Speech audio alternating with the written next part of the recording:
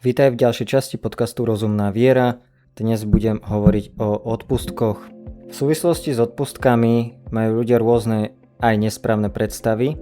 Pozriem sa dnes na niektoré z nich. Ak ťa zaujíma to, že čo odpustky sú a na akých biblických princípoch táto náuka stojí, alebo z ktorých táto náuka vychádza, tak si vypočuj 183.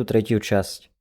Prejdem teraz už k niektorým nesprávnym názorom v tejto súvislosti. Poprvé, jeden taký názor, taká predstava je, že osoba si môže kúpiť svoju cestu z pekla odpustkami. Toto nie je možné. Ľútosť a sviatostné zmierenie je bežný spôsob, ako nám Boh odpúšťa ťažké hriechy. Odpustky sú zbavenie sa časných trestov za hriechy, ktoré už sú odpustené.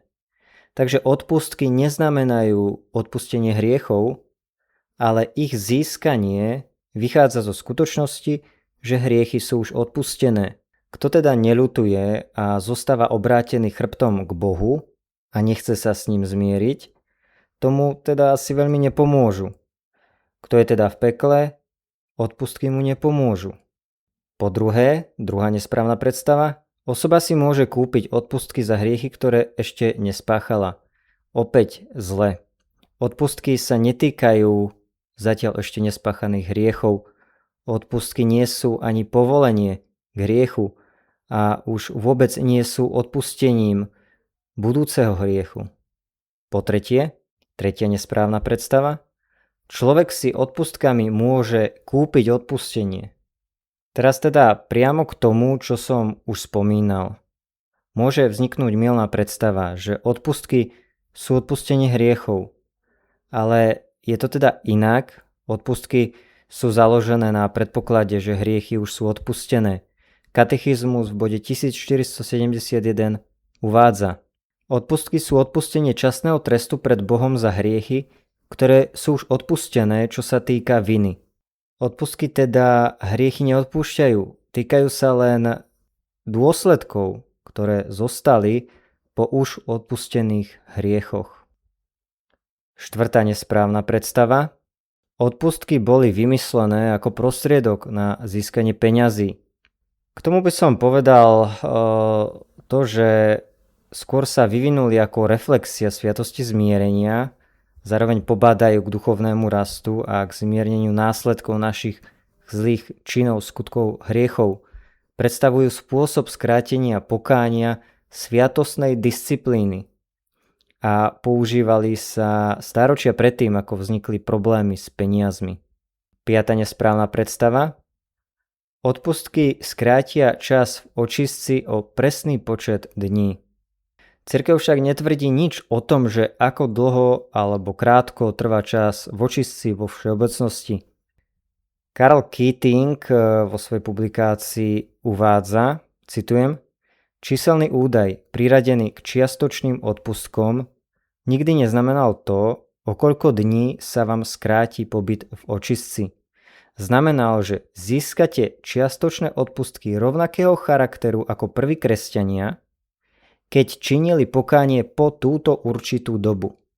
Nikdy však neexistoval spôsob, ktorým by sme zistili, koľko času sme tak ušetrili v odzovkách. Jediné, čo cirkev môže povedať a čo aj vždy hovorila, je, že naše časné tresty budú skrátené o čas, ktorý Boh uzná za vhodný. Koniec citácie. Ten číselný údaj teda v istom zmysle vyjadroval tú hodnotu odpustkov. Po šiesta mylná predstava. Kedysi si človek mohol odpustky kúpiť, respektíve boli predávané. A toto je naozaj častá mylná predstava, ktorú ľudia majú. Avšak odpustky sa nikdy nepredávali, ani ich nebolo možné kúpiť. V roku 1567 pápež Pius V zrušil všetky udeľovania odpustkov, zahŕňajúce poplatky alebo iné finančné prevody. Cirkev teda zasiahla, aby nedochádzalo k zneužívaniu tejto praxe, a zneužitie, na ktoré sa odvolávali reformátori, sa týkali almužny.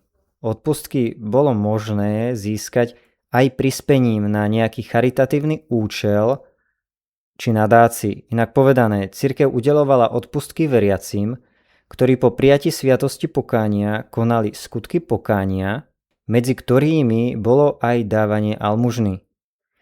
To samé o sebe nie je zlé. Písmo učí, že láska zakrýva množstvo hriechov, alebo ako aj o tom čítame v skutkoch apoštolov v 10. kapitole, Boh si spomenul na Kornéliove modlitby a almužny. Cirkev teda nikdy neschvaľovala predaj posvätných vecí, svätokupectvo. Ide tu teda skôr o to, že v rámci užitočnej a dobrej praxe sa našli ľudia, ktorí túto prax zneužívali. Ale keď sa bavíme o cirkvi ako takej, tak tam platí to, čo som povedal. Tu skončím. Nech je toto pozvaním aj pre nás viac skúmať učenie a prax katolíckej viery a katolíckej cirkvi.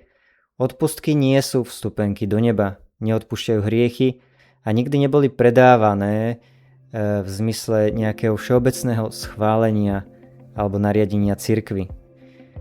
Napokon ich zneužitie nedokazuje, že prax odpustkov je zlá. Len jednoducho, žiaľ, došlo v histórii k zneužitiu tejto praxe.